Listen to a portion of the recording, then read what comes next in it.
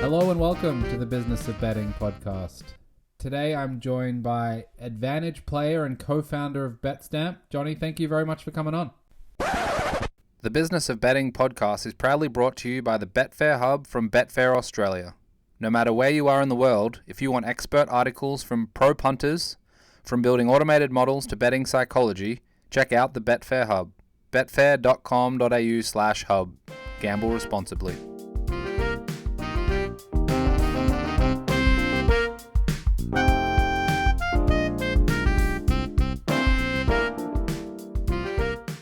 Hello and welcome to the Business of Betting podcast. Today I'm joined by Advantage player and co-founder of Betstamp. Johnny, thank you very much for coming on. Hey Jake, how are you today? I'm good, my friend. Very good, very good. I'm looking forward to this. Unfortunately, we have a limited amount of time. Otherwise, we could probably spend like a full Joe Rogan length show going through a bunch of different stuff. And we certainly don't have a cool den in Texas somewhere to record like that. But nevertheless, we'll have a crack here, and I'm looking forward to hearing about you. So why don't you just start? There's plenty to cover, but your background, tell us about how you got to the gambling world, let's say, and what was that path like for you? Yes.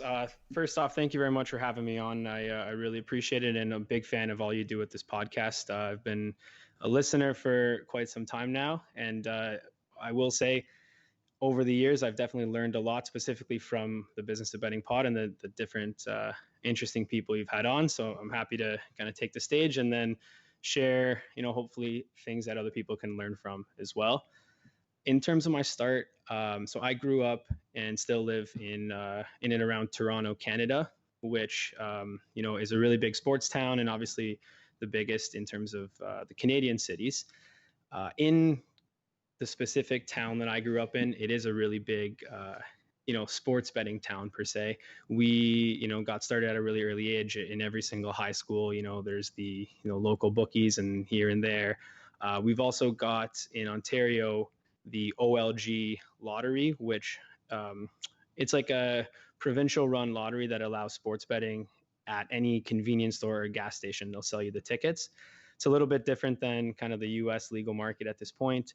Essentially, you can only play parlays and a few other markets, and it's not very good in terms of the odds sets and everything, but it is a great way to get started, and almost everybody I know in Ontario here in Canada gets started through sort of that method. So that was my start into betting, and quite obviously when starting with that, betting into what is, in most cases, a 25 to 35% hold.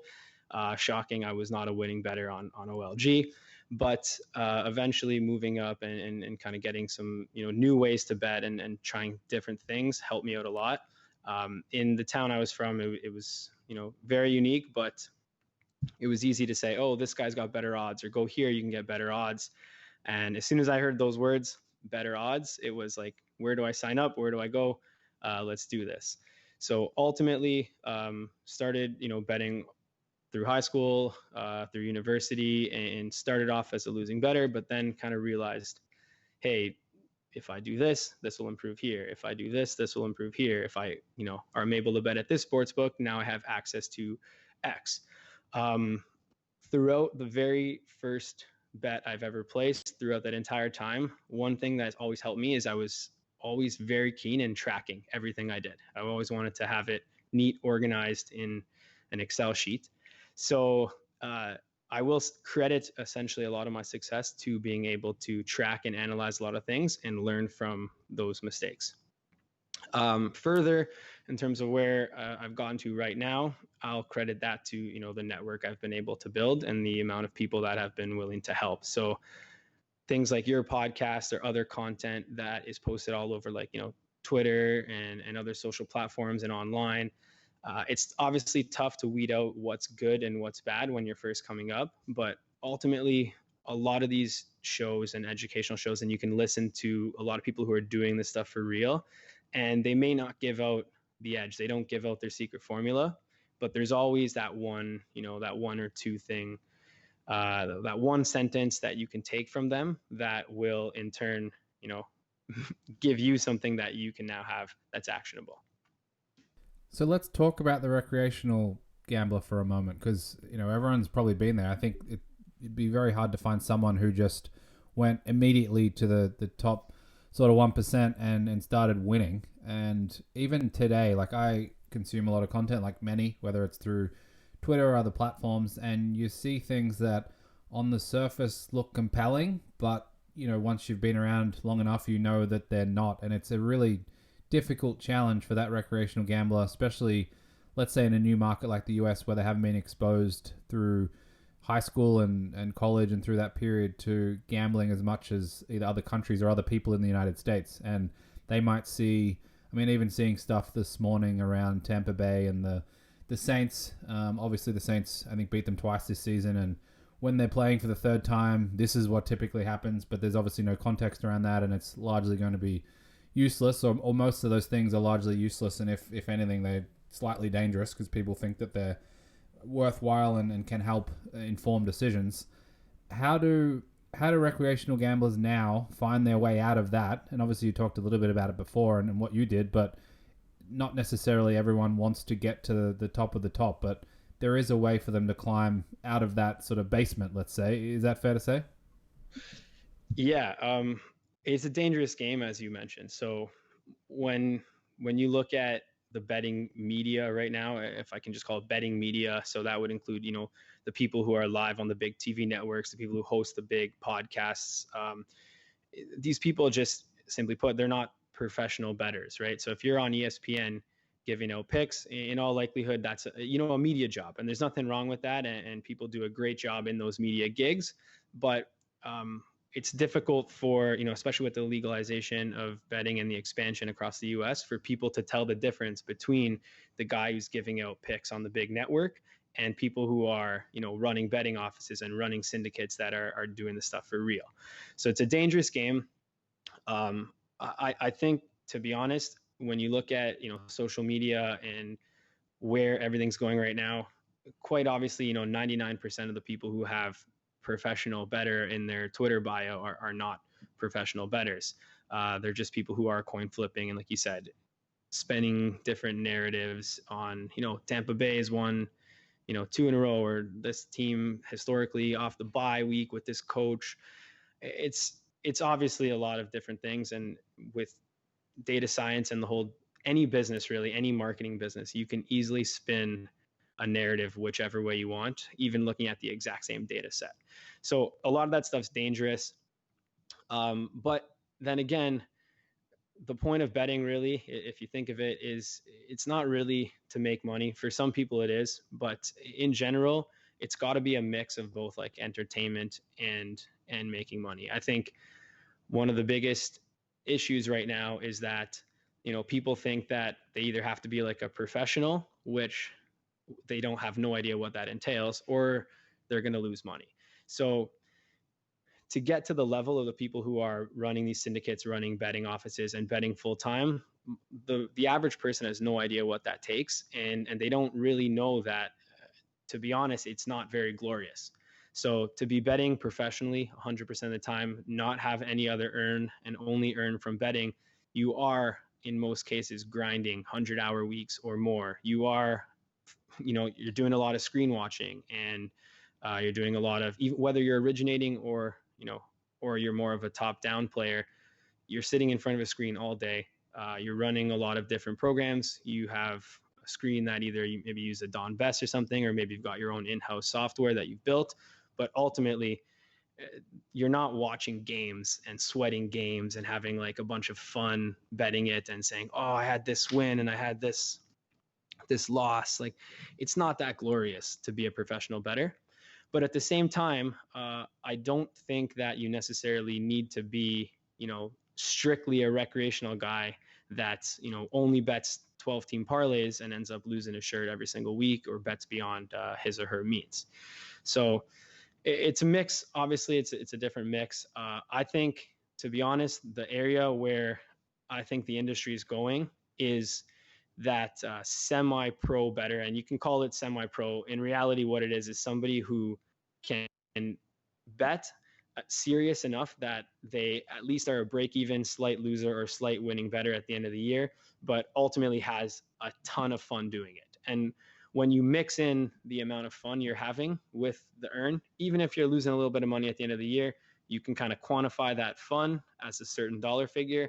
And when you look at it at the end of the year, there's your expected value formula. So your negative EV on the bets by a little bit, you've got your full-time job, you're watching sports, you're sweating games, you're having fun, and when you factor all that in, it's a winning formula for the industry. So I will say that's one thing that I have been doing a lot of thought on recently. The the professional bettor in the way that it's portrayed is not tried and true for the average person, and that's not how it really is in terms of what they have as a vision. But also there isn't one single way to bet on sports. You don't have to be either a professional bettor or a whale. You can be somewhere in the middle and still get your earn and get the most out of sports betting. What do you think, Jake? No, I agree. Even for me personally, it's shifted over the years where I had more time when I was younger versus now. And even thinking back like 15 years ago, I remember thinking there was like a light bulb moment where, watching the in-play lines, and this is a while ago, so this was like you had to call up in Australia type thing. Maybe it was 10 years ago, whatever it might be. And, I would look at the pregame total, let's say, and then during the game, I would even just the recent example with the Browns Steelers game. What was it, 28-0 at the end of the first quarter? If you're tied to the pregame total, then you're going to go crazy because you're going to be like, well, they expected, I don't know what it was, in the 40s, the total. The live totals, 50s and 60s now, or up to 70s or whatever it was.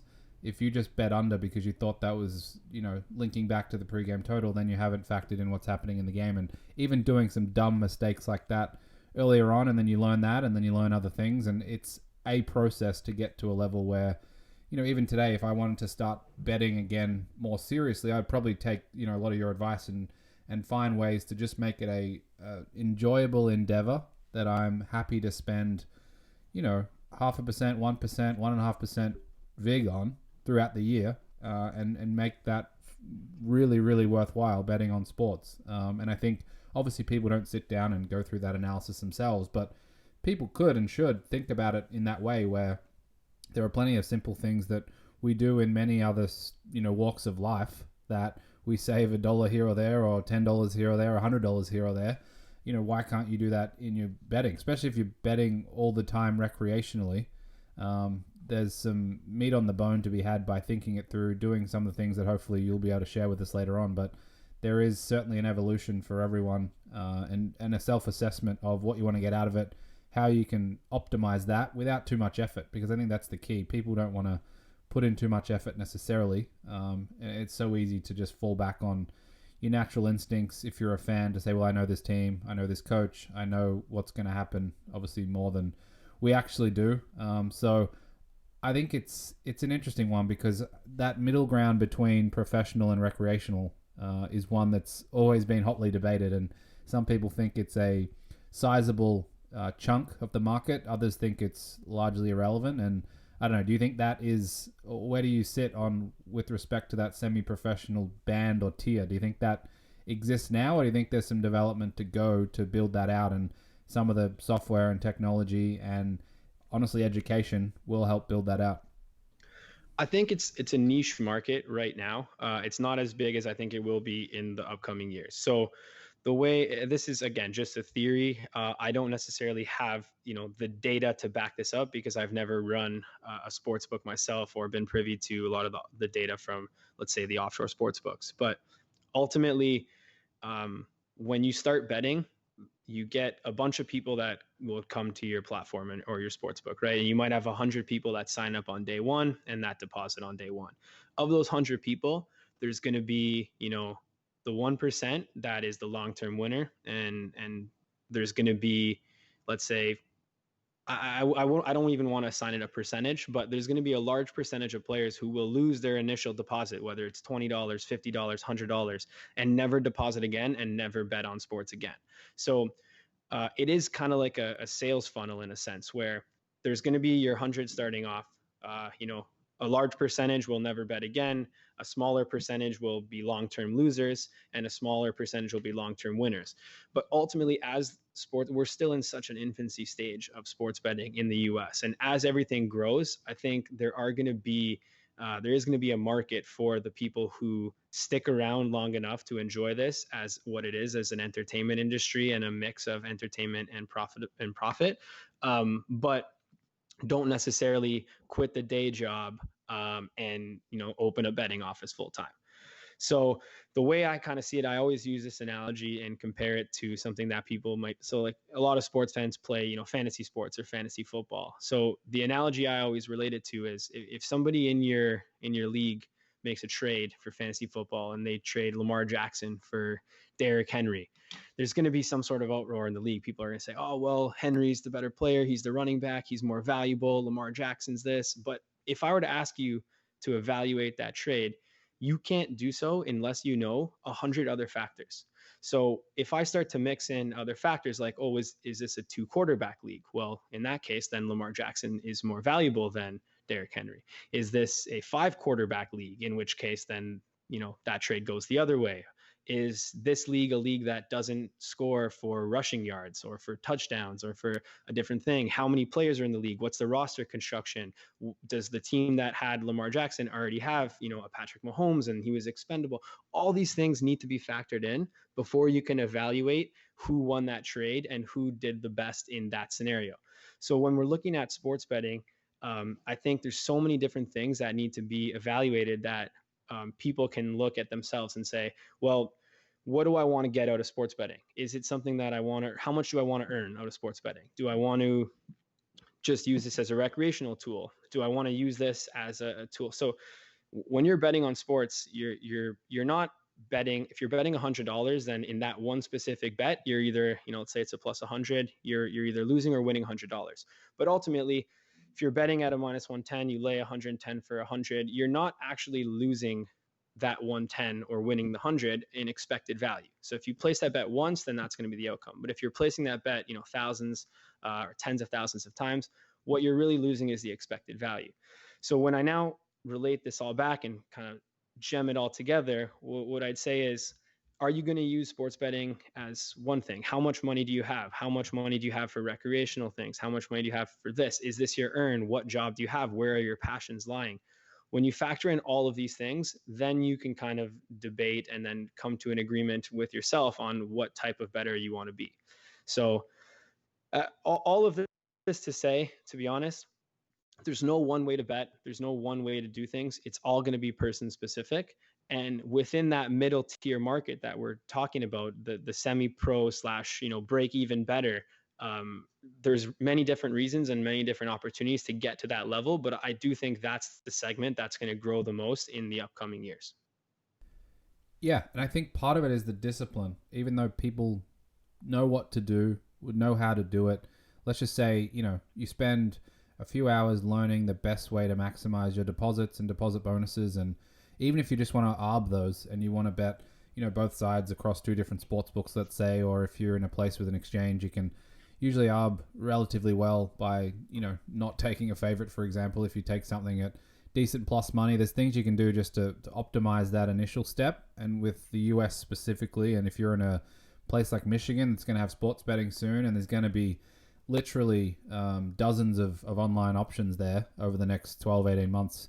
There are plenty of things you can do to optimize that. And then as you get past that initial stage, there's plenty of tools and techniques and things you can do through those different accounts to be break even, let's say. And we'll get to some of that later on. But I think that's possible. Everyone who's, followed the industry or listen to some of the smart people who have talked about it online will understand that that's possible. But I still think there's maybe a little disconnect with the discipline aspect, saying, yeah, I know all that, I can do all that, but I just like doing a 6-teamer.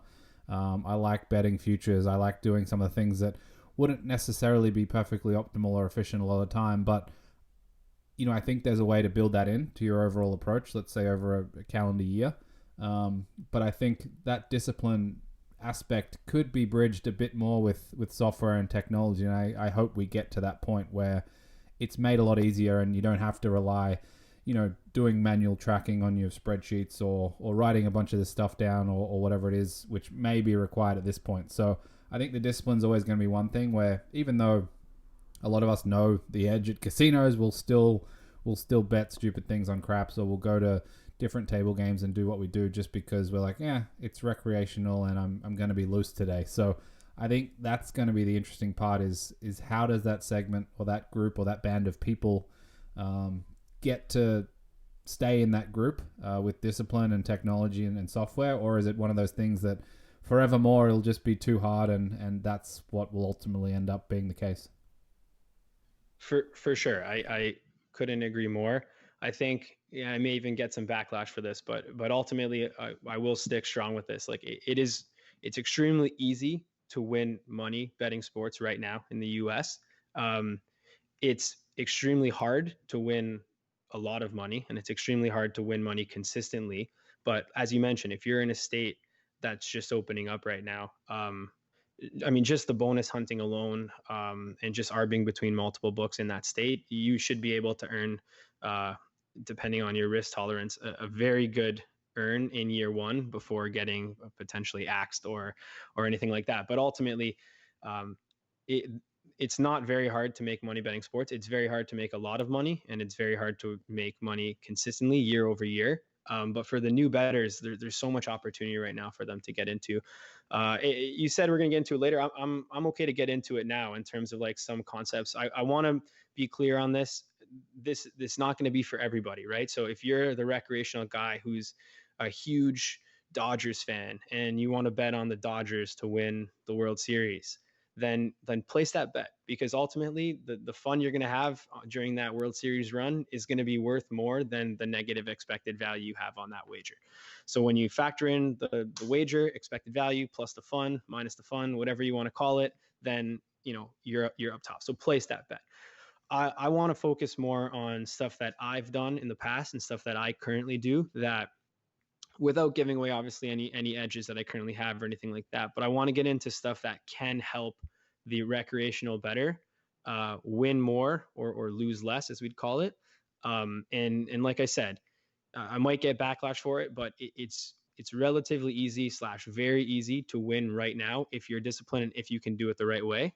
But taking that next step after that is going to be kind of the next hard part that people can figure it on their own. But I'm happy to share a lot of concepts that I think are tried and true methods that will work right now, and then some other unique ones that maybe aren't as popular. Yeah, no, let's do it because I think you're spot on. To get to that second step, you obviously have to take the first step and play around with some of these concepts and ideas. And some of them, I'm sure, some people may have heard of in the past, but hopefully, there's some other ones that maybe a little bit more unique that will obviously add value to whatever someone's trying to do. For sure, for sure. So I'd say, all in, and this is something that I learned, thankfully, I was really lucky to learn this on my own growing up, which is the power of line shopping. So for the recreational better, if another shop, another sports book has that line at better odds, then 100% of the time, if you're starting out, you should go bet it at that sports book. So make an unwritten rule that kind of says, if my book doesn't have the best line, then I'm not going to bet this. It seems a bit much, but it's a measure that I think you need to take. So in order to explain that better, what I could do is kind of take a step back and just say something like, if you're betting into minus 110, you only have one sports book, you're paying what essentially is a sports book hold of around 4.55, call it 5% vig to the sports book. Whereas if you can find one shop that's got, you know, Bears plus 100 and one shop that's got Packers plus 100 on the other side in a pick 'em game, then when you now place that bet, you can do whatever you want. You can now bet on your favorite team vig free, and you're not going to lose in the long run. You're going to be break even, within reason. And obviously variance will go up or down, but within reason, you're going to be a break even better. If you're betting into minus 10, then variance adjusted, you're going to be a losing better in the range of around a 5% ROI loser. So line shopping and having these multiple outs is, in my opinion, the biggest gift that we could ever get as a sports bettor. Um, Personally, I would open up every single account that I possibly could, as long as the money was good and within reason. Like if I was in, let's say, a legal state like New Jersey, then I would open up every single book in the state of New Jersey that I could. Um, and forget about the bonus hunting and forget about all that other stuff. But the main premise is if you have an account with that book, you could bet with that book, but you could also not bet with that book. You don't have an obligation to then say, I'm going to give you X amount of handle per week or per month. So by having every single book, you're getting essentially only upside and zero downside. The bookmaker is going to hang whatever lines they want. If you want to bet them, you can bet them. And if you don't want to bet them, you could also not bet them, which is just the biggest gift we have as a sports bettor, to be able to shop around and bet into a lower hold. So, having multiple outs and line shopping is the number one thing that people can do. It makes me, very sad to see people using only one sports book for years. Like I've seen people, posting screenshots from the same sports book. Essentially what that tells me is that, like, even if you are earning on that sports book, you would be earning more.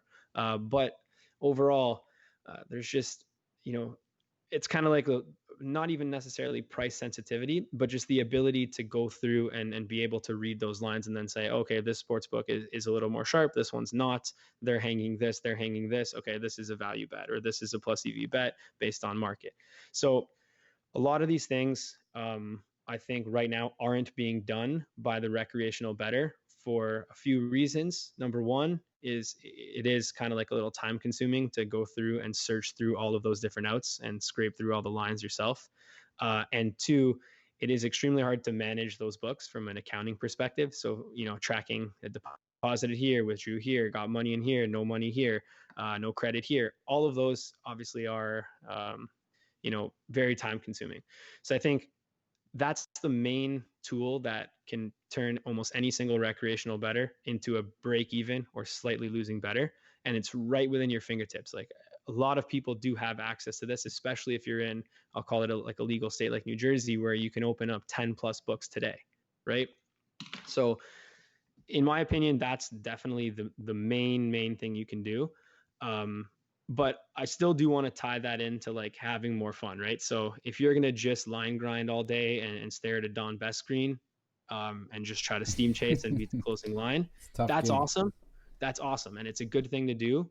And it's a tried and true method, and you're going to make an earn. If you're line grinding from a Don Best and you're scraping through and you're getting the best of the closing line, as long as you can keep replenishing outs, you're going to make money. That's a tried and true method. But reality is, it's not good for entertainment at all. It actually is the worst for entertainment because you don't get to sweat the games. You don't get to pick who you're betting on. You don't bet on your favorite team. You don't have the aspect to bet with your friends and your family members. And you might be a Cowboys fan and your buddy's a Bears fan. And that one game you get together and those are the things that you can't put a numerical value on in terms of the bets. So I know I've been talking a while here, but line shopping and having multiple outs is by far the number one thing. And in any concept that I would preach, the concept is always going to be, okay, do this, but then also on top of that, make sure you get the best line available of all your sports books. Make sense? I think the other thing to that, there's probably different scales or levels that you can go about this type of approach, because I usually talk to people, and I guess two components. The first one, to say, well, I don't drive an extra 10 minutes to fill up my car with petrol or go to the gas station that's 10 minutes away because it's, an extra couple of cents here or there. So why should I do it with sports betting? And I'll let you address that, because that's often what comes back from those who are getting started. And I think the second point is, you can have, even if you just add one extra book or two or three extra books, it's a far different outcome than, you don't have to add 13 because you have 13 separate opportunities wherever you are. I think there's a scale to it as well, and it's not that hard these days to open up an app or go on a website pretty quickly, just see where the market's at. Most of them are free, and you can go from there, and even just doing that at a basic level will give you an advantage, and as you get more involved and into it, you can get from basic level all the way through to line grinding. For sure. I mean, the way I like to look at my life and my time and the things I value is kind of as like an expected value formula. I know it seems a little weird, but so when you mentioned the, filling up your car with gasoline example. So if you're going to drive an extra 10 minutes and all you're going to save is 35 cents, then you've just put a value on your time. And you can easily calculate that. I've saved, let's say I saved $1, then it took me an extra 10 minutes. Then I'm now putting an exact price on what my time is worth. So for sports bettors, the person who is betting $5 a game and is betting only on Sundays and only for NFL, and they're going to bet 17 weeks in a row, and they're going to bet $5 a week or $10 a week, then I'd say, yeah, at that point, you don't need to line shop. You can go ahead and bet your $5 all on one book and keep everything organized. And if that's going to, keep you sane and make you the most fun, at that point, it wouldn't really be worth your time to go and do those other things. So I'm not saying that this is for everybody. Again, I really want to focus on that tier of sports bettors who want to get better. If you're betting $100 a game, then it is going to be worth your time to line shop based on the tools that are available. And we'll get into Betstamp and what myself and my team are doing with that. But based on your time, it would be worth it for that.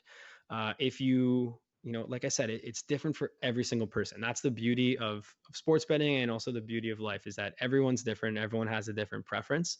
So I can't preach the guy who's betting $5 to go line shop, but the guy who's betting $100, I can preach to potentially do that if it's in his or her value formula equation. That's the beauty of it.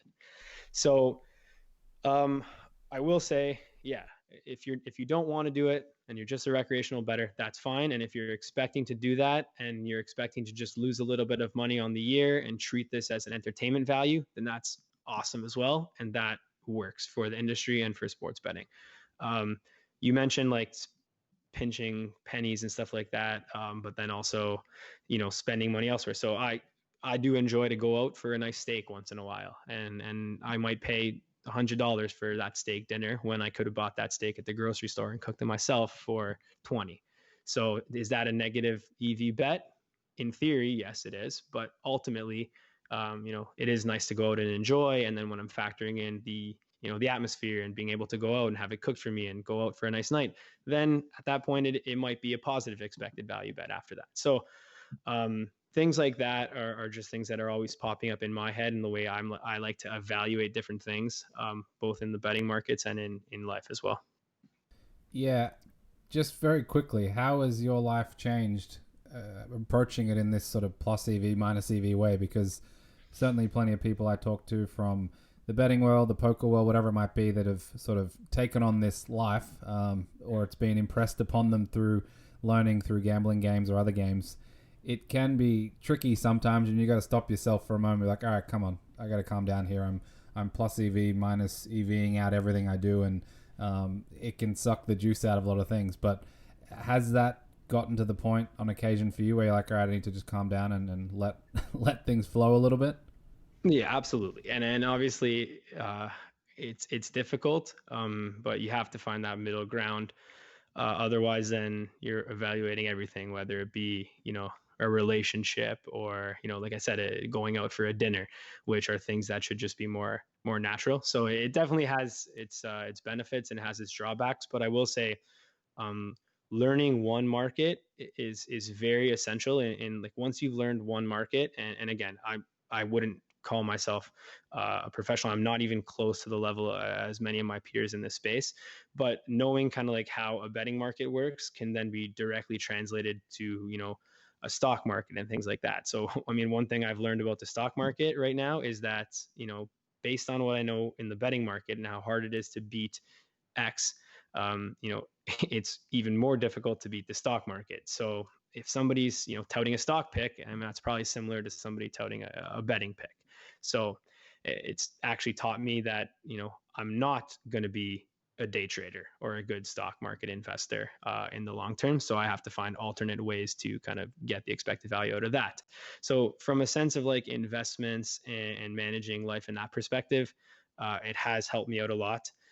Even in terms of evaluating things like, keeping a full-time corporate job or quitting that job or starting my own company versus, working for a corporation. It'll help in all of those things. But yes, in terms of the day-to-day, it's something that you definitely need to strip out. And I am working on that as well. So tell me some other things that you've found useful for those that Obviously, we talked about line shopping, but what else is there out there that people can focus on to help them get out of the recreational category and move their way up? Okay, so one thing that I really like, I'm a big proponent of, is everyone you'll hear preaching right now on Twitter and on different podcasts and shows is saying, like, if you're gonna model, then you can model out a game and you can sim this game, and what you have to do is bet early in the week and simulate that game and then go from there. Uh, Ultimately, that is one strategy that could work. So simulating games on some sort of model, whether it be Python or some sort of coding language, and then actually betting those early in the week and getting the closing line value is awesome. And if you can do that consistently, you're going to be a winner and you should continue to do that. But to advocate that to most recreational bettors who don't really have data science experience or modeling experience is going to be difficult, because them beating the closing line is also going to be a coin flip.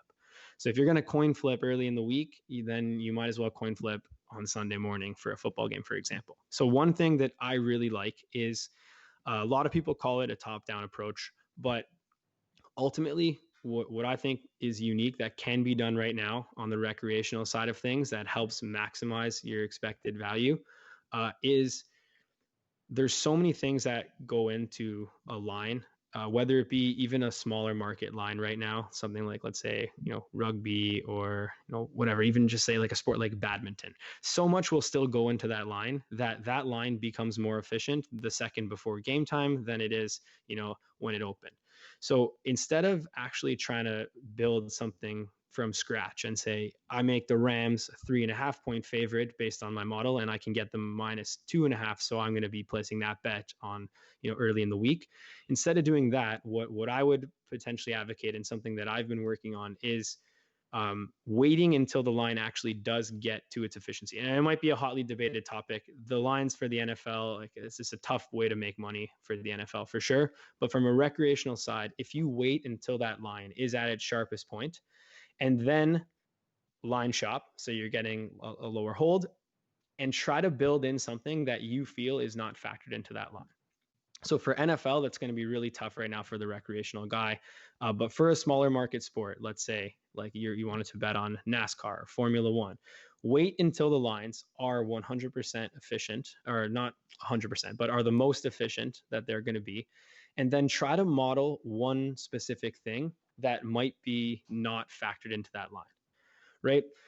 With full games, this becomes a little bit more difficult. But when you look at alternate markets or things like that, and I can give out real-time examples of things that I've done in the past that have worked, it is possible to then find these edges and be able to bet them pre-game. So one thing I can give an example of is, a couple of seasons ago in the National Hockey League, there was this trend going on where teams were pulling their goalie earlier when they were down a goal in the game. So in the third period, historically for years, everyone had pulled their goalie around the 1 minute mark of the game.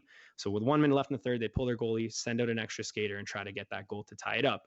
But the trend was kind of emerging year over year that even when teams were down 2 goals or even 3 goals, they would still pull their goalie, let's say with 3 minutes left or 3.5 minutes left. And these are extreme examples, but there was many cases in which, teams will pull their goalie, and they do it now still as well, with 3 minutes left to try to get 2 goals or 3 goals. And ultimately what happens when this happens is either the team scores an empty netter, or at the very worst case, it's break even, but that other team is putting extra pressure. So it drastically increases your chances of a goal. So for example, something like this, where you can spot that in the market, and I can tell you, when I was betting this, it was not factored into the line. So what I had found was that this was giving the 6 in the NHL, which is the 6 game total. So over under 5.5, so over 5.5, under 6.5 would have been a worthwhile arbitrage play. So what I had done then is factored in that the percentage chance of the game now landing on 6, likely in the score of 4-2 when the game was 3-2 with the added goal, or even a 4-1 score with an added empty netter to make it 5-1. Well, what I had found was the 6 was then getting, additional coverage.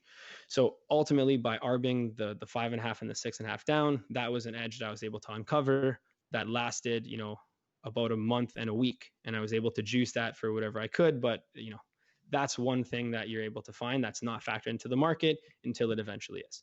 So by looking at smaller things like that and waiting until the game line is efficient and then betting in things that are not impacted into the line, uh, you can achieve an edge that is something that is a lot of fun, um, and is profitable.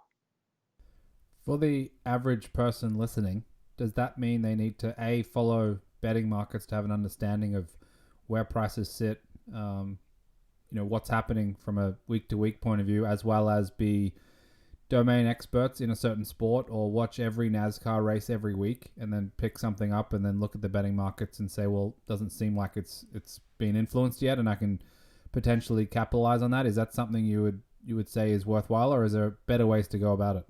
There's definitely better ways to go about it in terms of maximizing earn, but I'm speaking about this from a perspective of the guy who is, or the guy or girl who is the super fan that is watching every single UFC fight and thinks this might actually not be impacted until this may not be implemented into the line. Let me factor this in. Or the person who is watching football every single Sunday, instead of trying to look for the narrative stuff and the trends, try to find that one thing, and then wait until the line is efficient, and then try to, again, then you have to find a low synthetic hold. You have to line shop, and if you can get minus 101 and plus 100 on the other side, you're betting into such a low hold that even if you have the smallest edge now, you're going to be break even or profitable. Another example I can give you from actually, as recent as this season that's just started to evaporate, and I don't mind sharing, is if you look at the NFL, it's such a big trend now that teams are deferring the opening kickoff. So in previous years, there was a handful of teams that would defer the opening kickoff, which to those who don't follow NFL or know what that means, it is when you win the coin toss and then you still elect to kick off to the other team instead of receiving the ball. And then you in turn receive the ball in the second half. So whether there is an advantage to this is debated. And the reality is people weren't doing that. And now there's about 80% of teams, or a larger percentage of teams, who are doing that, and there are certain teams who are not doing that. So in terms of factoring this into the game, you could for sure write some sort of model that quantifies if this is good or bad, and then rate uptick the teams who are doing it and then downtick the teams who are not doing it. But there's so much other noise and the line's so efficient already that is that enough to overcome the vig? Who knows? But what you could also do is then translate the same thing to a really small market or a smaller derivative market that's not factoring this in right now, and then find an edge that way. So for example, what I've been doing a lot this season is factoring this information as well as a bunch of other information into like a model for the first touchdown of the game. So when you look at what's impacted most by teams deferring, it's going to be the first score of the game. Now that market, again, was already efficient in factoring this in.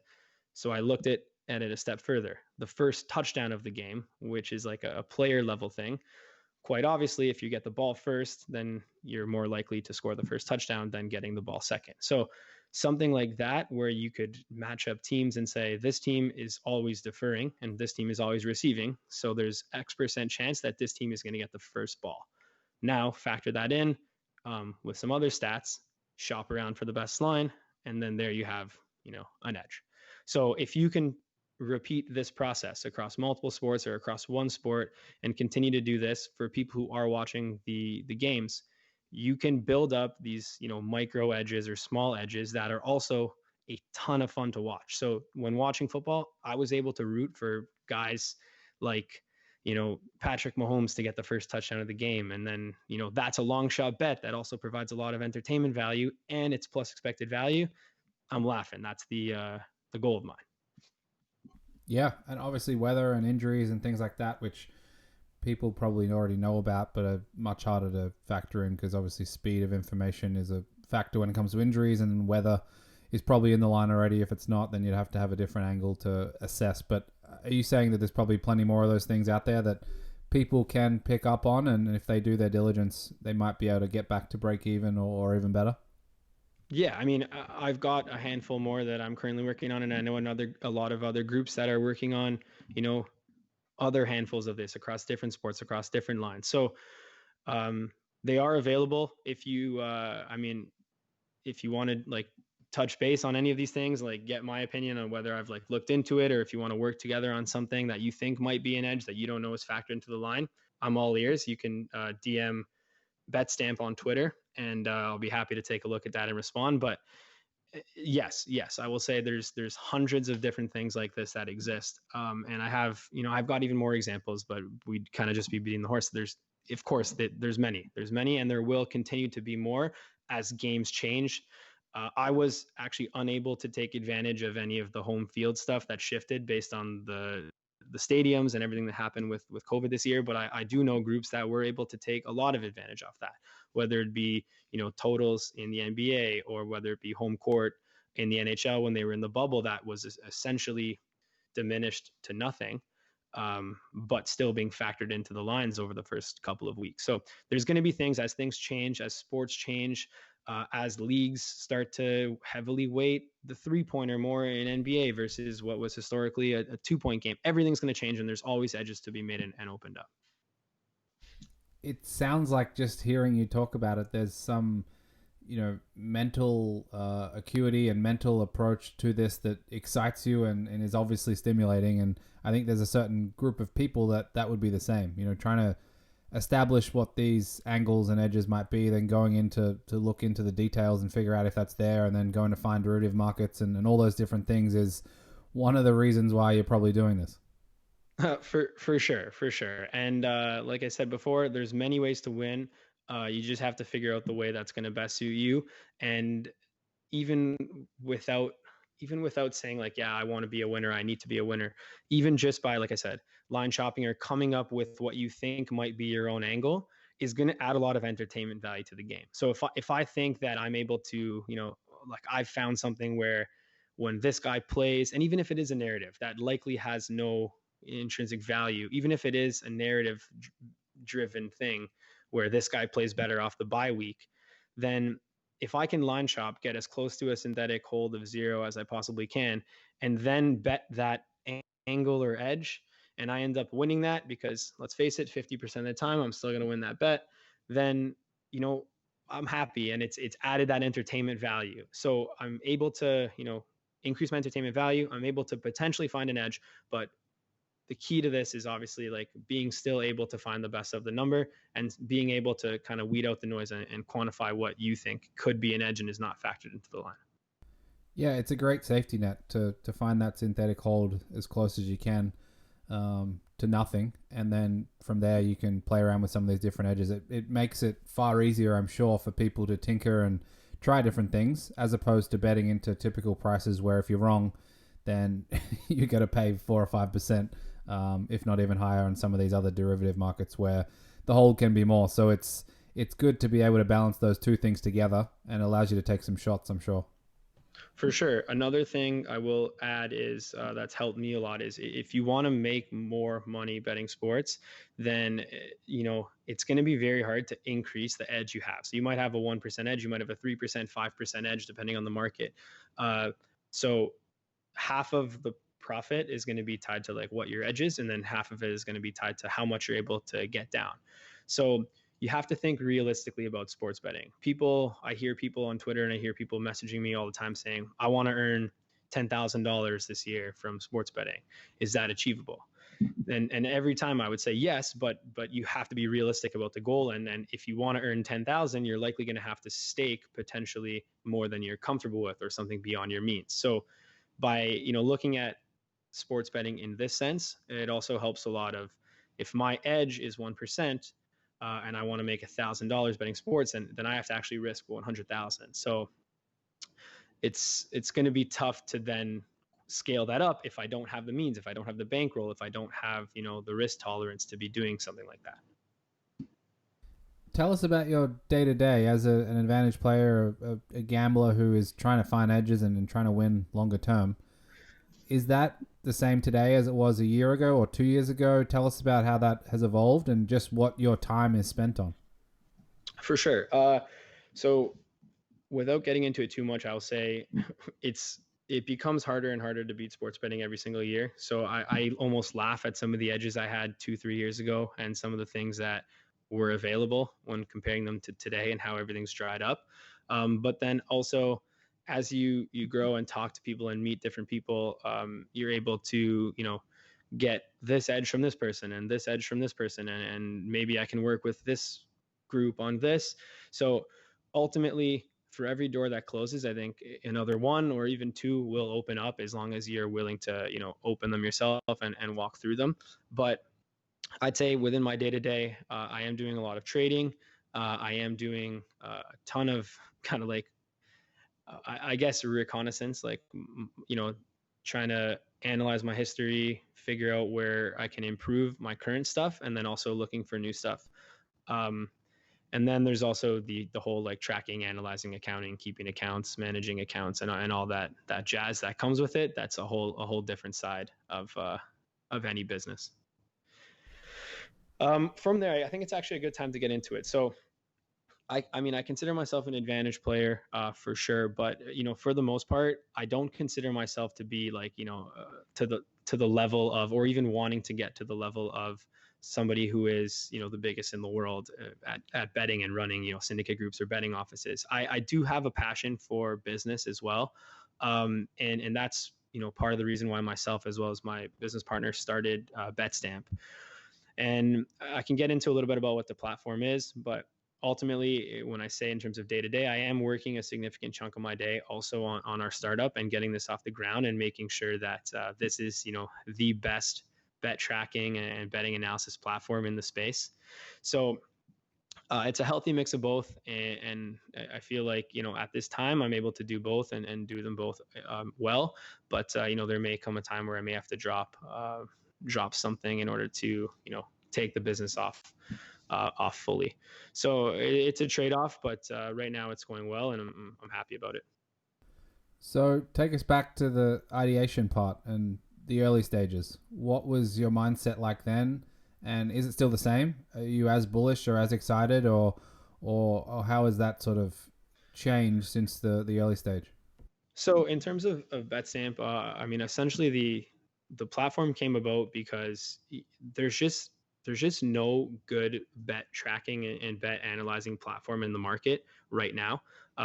Before we launched, there was nothing. So if I wanted to track my bets, the best alternative to Excel was essentially something that isn't as powerful as Excel.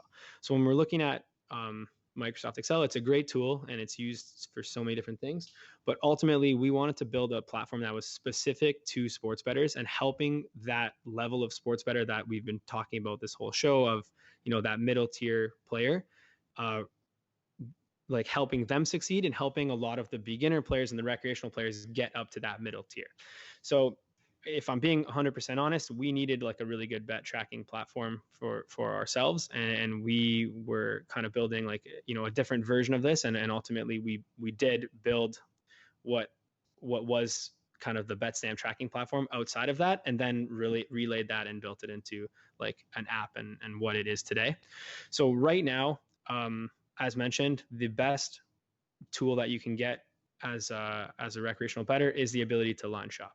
So within Betstamp, which is our platform, I don't really want to make this like a plug or make the whole episode about using our app and why you should, but I'll touch on it briefly. If you use Betstamp, you can compare odds from like at this point 25 plus sports books globally, and essentially we'll tell you where the best line is for the major markets, and we're adding more and more every single day. But that essentially helps you with not having to open up 100 different Google Chrome tabs on your computer, and comparing, or 25 and comparing through all those 25 different sites. So you can line shop, and you can manage multiple books directly in the app. So what we built it for right now is for that player to be able to line shop, and also for them to be able to easily track and analyze their betting history and everything that they've done to this point. When you're able to line shop, you obviously get that, advantage right away. But when you're able to track and analyze where you've been betting and mapping it back to different sports books, you will definitely uncover certain trends about your betting that will enable you to improve. So something like knowing that if you're modeling or originating anything, then you need to obviously do that. But even if you're not, and you're just betting for fun or just line scraping or anything like that, you're going to need to know what books you're winning at, what books you're losing at, and even more specific what types of bets you're losing at which books. So if you're arbing between two sports books, one offshore and one legal onshore, and you constantly find that you're losing at the offshore sports book and winning at the onshore sports book, and that may be a sign that, X line for that sport is sharper at X book versus Y book. It is easy to tell people, yeah, this is how you bet, and this is how you line shop, and this is the best thing. But ultimately, unless people can actually see it in their own betting history, it's not as powerful and as effective. So with Betstamp, right now you can track almost anything you want and have it automatically update and manage for you. So, we're calculating your closing line value the correct way. We're calculating your ROI the correct way. We're making sure that for the average bettor who wants to improve, they have all of the stats and tools ready right there, and they don't have to necessarily open an Excel sheet, log all their bets manually, and then go back and input the closing line and input the score of the game and grade the bets and all of that stuff. So as of right now, that is the value of Betstamp to the type of gambler, the type of bettor that we're talking about in this podcast. But we also we cater to, a specific other type of bettor in another half of the app that we can get into another time. So to an extent, you're outsourcing the discipline problem that we talked about earlier, where I don't want to have 13 different Google Chrome tabs open and check all the different prices, and then obviously they might be changing as well and can't get them because they've moved based on other things going on in the marketplace. From just a line shopping point of view, that's makes life simple. You can literally open the app and spend 10 seconds just checking where the market's at, what the synthetic hold looks like across those different sports books, and it allows someone to skip the hard work to an extent. Correct. And we've got a ton of other cool tools that I would urge anybody who is currently using another tracking app or using Excel to just give it a shot for a week. And I truly don't think that you'll switch back to whatever other method you're using. It's just so easy to use in terms of a bet tracker. It'll automatically grade like your player props wagers, for example. You'll be able to see in game if you've got, let's say, a running back to get over a certain amount of yards. It'll auto update you on how many yards they're at. It's a replacement to also having to check all of the box scores and going through for player and game props. And then for the regular game lines, we've got live lines incorporated. Everything. It's a much simpler platform than others that exist out there. It's only been around since the very start of the football season. We've already released a significant amount of updates to the app stores, and we're continuing to grow this and make it even better than it is. So I'll say anyone who's using Excel or anything to track their bets already, switch over for 1 week or even just do both in tandem for a week, and I don't think you'll switch back. Alternatively, if you're not tracking your bets at all and you don't have any time for that and you didn't have the time for Excel, I would still urge you to just give it a shot for a day or two and see if Betstamp is saving you a lot of time in this sense, because that is what it's designed for, is to help the people who are currently doing it, but more importantly, encourage that to be done for the people who are currently just straight recreational bettors and not line shopping and not tracking anywhere. How difficult is it to interpret the data on what you're betting on and what that means? Because I'm guessing there's some people who might see 7 bets on SEC football and they're 5-2 and say, well, I'm clearly good at that. I like the SEC as well. I'm going to keep betting on Georgia and Alabama and all these teams, because obviously you need sample size and there's some other challenges that comes with that. But what's the best way for someone to analyze that information, even if they've had 50 or 100 or 200 different bets? There are some challenges that come with that, I'm sure. For sure. A unique thing about Betstamp is we do track the closing line value on your bet as well. So if you've got 200 bets and you've achieved a 5% ROI, but you're negative 3% in closing line value, then sure, you won, and that's awesome. But ultimately, that's a poor indicator of future success. So that's something that you could then delve into, is where am I beating the close? Where am I not beating the close? Like, am I betting too early? Am I betting too late? And again, not that any of this stuff really matters for the one-time recreational bettor who's betting the $10, but for somebody who is trying to make a go of it or who's modeling themselves, to be able to have all those tools at their you know, at their mercy is a great thing. We don't currently have, so a lot of the other platforms are more, it's a content platform as well, where they're going to, tell picks or give out picks, or, preach things that, personally I don't think matter much, such as, what might be the bet money percentages versus the sharp action percentages, sharp versus public money, and all those things that aren't really too accurate. So on our platform, it is no nonsense right now, and we intend to keep it that way, in a sense of like, there aren't articles on the website where we've hired journalists who aren't sports bettors to give out picks. There aren't a lot of these bogus stats that typically would pop up, on these type of platforms. So for us, we're focusing on the key stuff. What we do hope to do more of in 2021 is, we've got a ton of features coming, but we also want to come out with kind of like some guides and things that can help people use the app, that are more not really subjective stuff. It's more objective analysis, and saying, if you do this, this is what this means, and not necessarily giving people the answer, but telling them that these are ways in which you can do things, and here's how you can do them. And if you want to continue to do these, and if you draw conclusions from these, then that's great. But what we don't want to do is obviously provide, like, the articles content, or the video content outside of the recreational space. So, as you're describing these things, we seem to be sort of one step removed from Excel spreadsheet world or land, and we're getting towards now technology to support those people who are betting, and they can use it in obviously different ways. And there's tools and features that help support their betting as they hopefully climb up the ladder towards losing less or winning.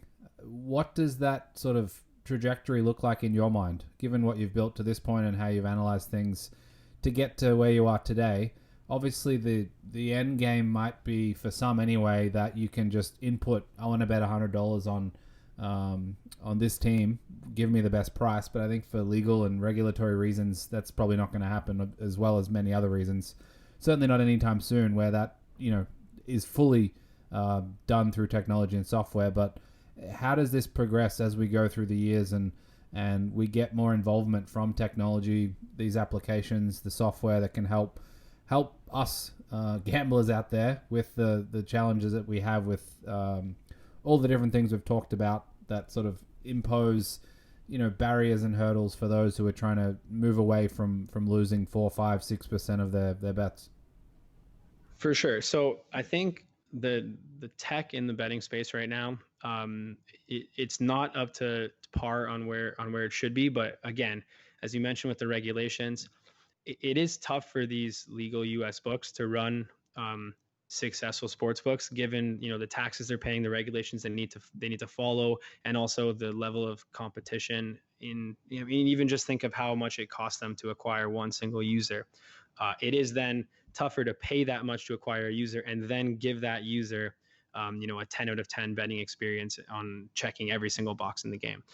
I think, yeah, if there was a way to have one platform that gave you the best line, that would be great.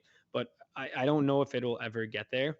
I think based on the different companies and operators that are entering the space,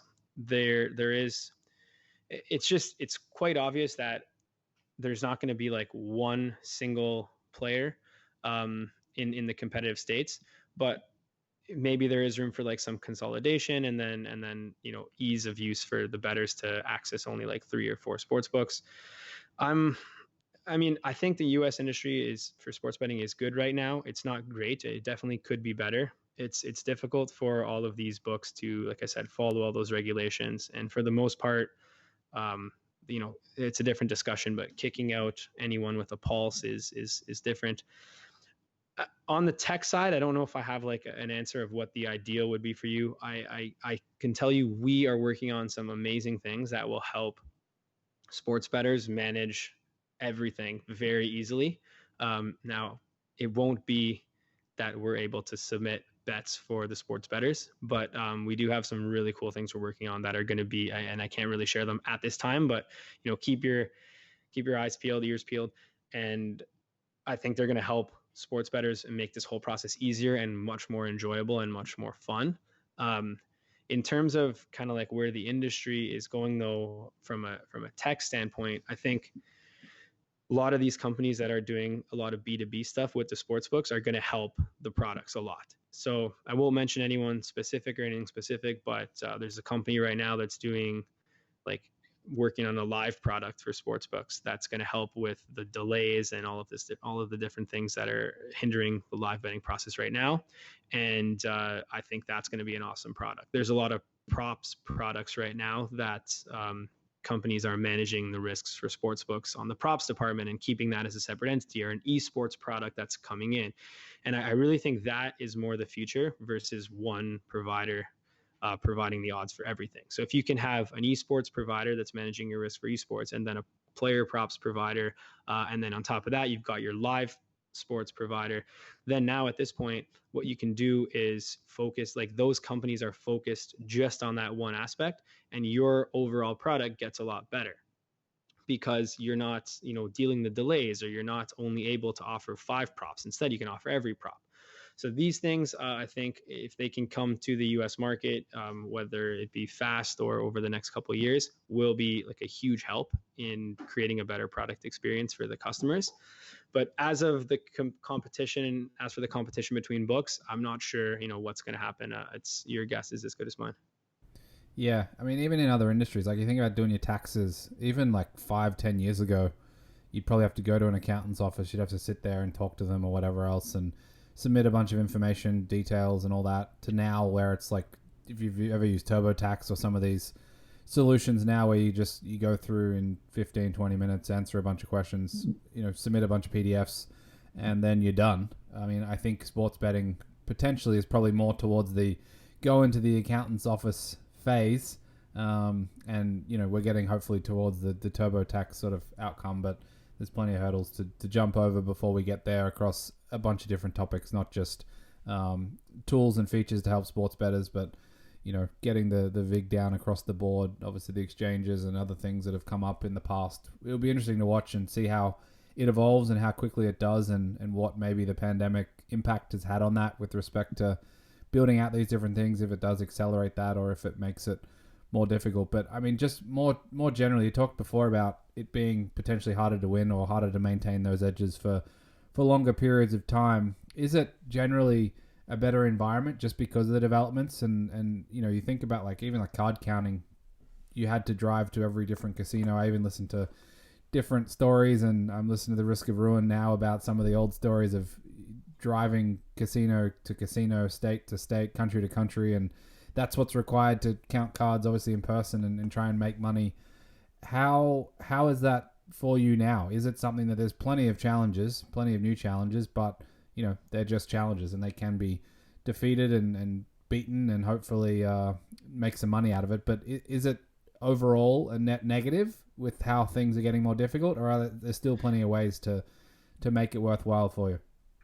Well, I think you related it to the card counting industry, which is great. And personally, I've never counted cards or dealt with any like casino AP or anything like that. But I think it's just a matter of like, that's the way life is. As you continue to grow and as the years pass, things become better and more efficient and harder to do this. So, had you had it could be said with any single industry, right?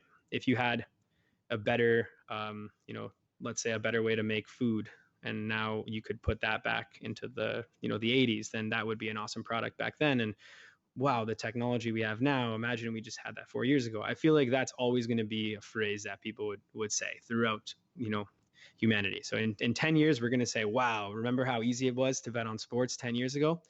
I truly believe we will end up saying that as well. So for me, what I'd say is, there's obviously challenges. Everything becomes more efficient, and as more people get into the space, it could open up more liquidity. But in reality, what it likely does is just open up more competition. But that's just a challenge, right? If you want to make money, then it's not going to be easy. If it was, then everyone would be rich.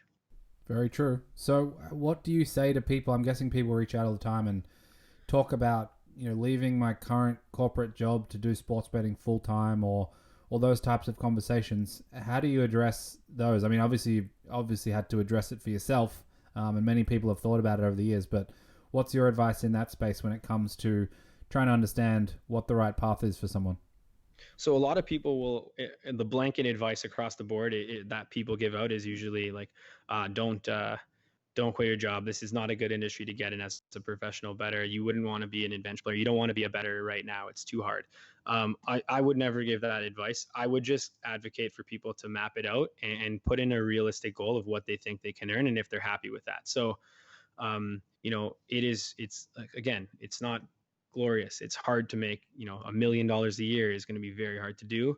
$100,000 a year is going to be hard, but maybe attainable. Maybe 20,000 is attainable. Like I can't really put dollar figures based on a generalization because for every person, like I said, it's going to be different. So the main thing I would say is if someone says, oh, I want to quit my corporate job and I want to get into sports betting, I would say if your passion is not in your corporate job and it's in sports betting, and you're willing to take that leap, and obviously, there's different things like some people have, families and debt and different levels of financial security, and all that's got to be factored in. But ultimately, like I would never tell anybody to not enter any industry ever. I would say map it out and see where you can get and where you want to go, and if it works, and if you think that you can get to that level and you'll be happy getting to that level, then take the leap.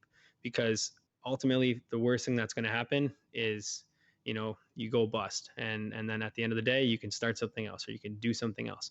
As long as you're driven, motivated, and can understand the risks and the rewards and everything like that, then it's just another bet that you're taking, right? So I left my corporate job when the expected value of that corporate job became less than that of leaving that job. So if you can think like that, then the decision ends up being cut and dry. And obviously, for every single person, it's different. So if anyone wants to have the conversation, again, feel free to DM me on Twitter at Betstamp, and I'd be happy to talk to anybody on like my journey, how it went, and kind of like how it's going. And if anyone is struggling with that, I know it's a tough call and a tough conversation to have with yourself and maybe family, if you have a wife and kids or a husband and kids. But I mean, like I said, it's different for every person, and I would never ever like tell anybody to not enter an industry that they were passionate about. So one final area I wanted to get your thoughts on, and a lot of things you've talked about so far are around optimizing what you're doing and the efficiencies and things like that. And yet today we still have touts, we still have in quotation marks bad content or misleading or whatever you want to call it that does exist. And even the other day I was rereading Arnie Lang's book, and he talks about like racetracks like a century ago, and there was touts saying they had information from the stables and jockeys and trainers, and it's not that dissimilar to today. And especially if you spend any time on the internet or Twitter and these types of places, that's sort of, it's chock-a-block full of all that type of stuff. So how do you see that part of things evolving? Can we solve those types of areas, or are we getting better at that? Because it also to me seems like we're not necessarily solving some of those other problems, and maybe some of these apps and some of this education and technology will solve some of that or clean some of that up, but I still feel like we're a long ways away from fixing some of those issues. Well, so I don't know if we're going to get into this today, but I guess we can. I feel I have like a more of a conflicting view versus the rest of kind of the market on this, if we want to call it that. So in almost all cases, and I'll put a little asterisk on that. In almost all cases, when someone's giving out picks, it's very likely that they're not a winning bettor long term, and that they will be, like I said, a long-term loser. And anyone who's paying them for those picks now needs to factor in the money they paid for the pick on top of the negative expected value that they're already getting for that pick. So even if someone is winning, you need to now overcome, the bookmakers vig as well as the touts vig, if you want to call it, or the touts fee. So I think in almost all cases, it's extremely difficult to win when buying somebody else's picks. However, like I mentioned before, there's many things that go into an expected value formula that's not just the amount of money. So if I also think that this guy's going to win long term, and because I bought his picks, I now enjoy the game more because when I win, I'm happy, and when I lose, maybe I'm able to deflect some of that negative, like anti-enjoyment, and say, hey, I don't actually care about this because that wasn't my pick and this guy's going to win, so I'm going to win next time. So it's a weird space to be in. I think honestly that the pick selling space is always going to exist just because of how many people still do it, how many people want to do that. And I know for like a fact there is a high psychological aspect to buying picks that many people will not understand.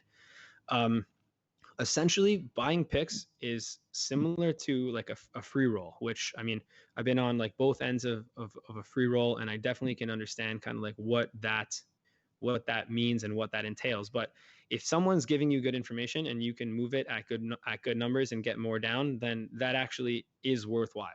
But where the tout industry has like a, its negative drawbacks and its downfall is in the hundreds of thousands of people who are just, touting false records and scamming and, you know, pulling stuff out of nowhere that goes like, oh, 8-0 yesterday, or, making up profiles on, I'd say I'll call it competing apps that are black and green, that they may be able to go in and backdate 25 picks from yesterday and then post on Twitter today and say 24-1 yesterday, what a day, buy my picks using this link. So I feel like in that sense, that aspect of the industry is very dangerous, and it's terrible for people to be buying picks from direct scam artists.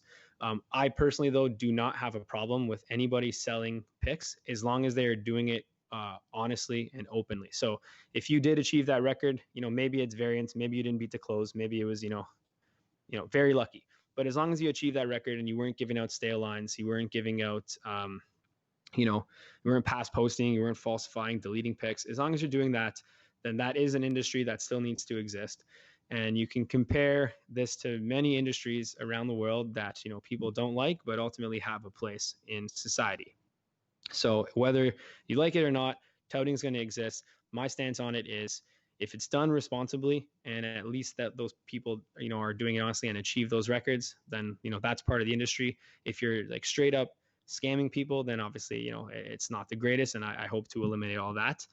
And we didn't really get into it. I didn't think we were going to, but within Betstamp, we do have like a verification aspect of the app. So outside of all of the tracking, the line shopping, the managing of multiple books, and the analysis you can do that helps you actually improve your betting, what we also do is have a public facing side of the app where anyone who bets can track their bet against one of our available odd sets. Like I said, 25 plus bookmakers right now, where if that line existed at that bookmaker, then our app will give that line, will give that bet a bet stamp. And when you see that bet stamp, it's time stamped and everything, that you can kind of be, sure that this guy or this person, this user bet that thing, and he at least tracked it against an available line. So from a public perspective or a public facing betting media, anyone who's kind of giving out stale lines or anything like that, we do invite them to come onto Betstamp. Anybody who is selling picks right now and believes they're doing so honestly, we invite them to come onto Betstamp and sell the picks, directly through us, where, everything will be verified, everything will have a timestamp, and everything will be kind of like, reputable, if you can use that word. So I will go ahead and say, like, absolutely, if you're buying picks, it may be tougher to win, but I know it's going to happen anyways. And there are instances in which buying picks is still going to be plus expected value because of the entertainment level it's going to bring you and because of the psychological aspect to it. So if you want to do it, go ahead and do it. Ideally, you would be doing it through Betstamp in a platform where it's going to be reputable. And if you want to sell your picks right now, then also reach out and sell them directly on Betstamp.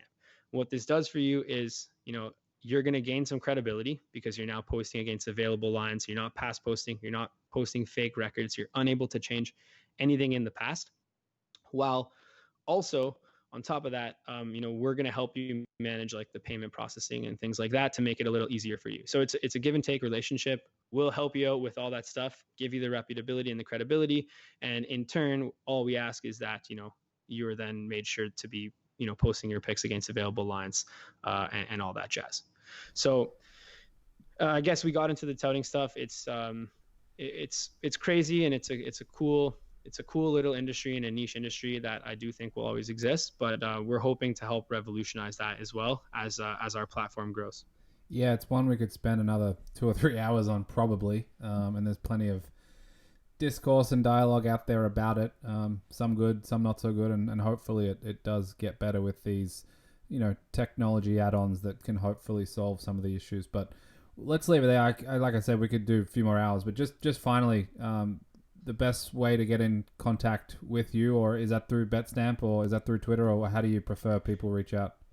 Yeah, for sure. So the best way to contact me would either email me, Johnny at betstamp.app, JOHNNY, or through Twitter at Betstamp. And definitely I'll be seeing any messages that come through either of those mediums if you want to get in touch. And like I said, I'm free to talk, whether it be, selling picks and wanting to do so through the app and making an extra income stream that way, or whether it be, should I buy picks? Should I do this? What should I do? I'm not the be all end all. I'm still have so much to learn, and I'm still learning so much every single day from, many people like you, Jake, and like hundreds of other people that you've had on this podcast. But I can kind of speak to my own experiences and what's worked for me, and hopefully that can help a lot of other people as well. Awesome. Appreciate the time, Johnny. Good luck with everything. Hopefully it continues on the current trajectory and things go well for you. Thanks for the time, and it was a lot of fun having a chat. Yes, thank you so much for having me on. I really had a blast.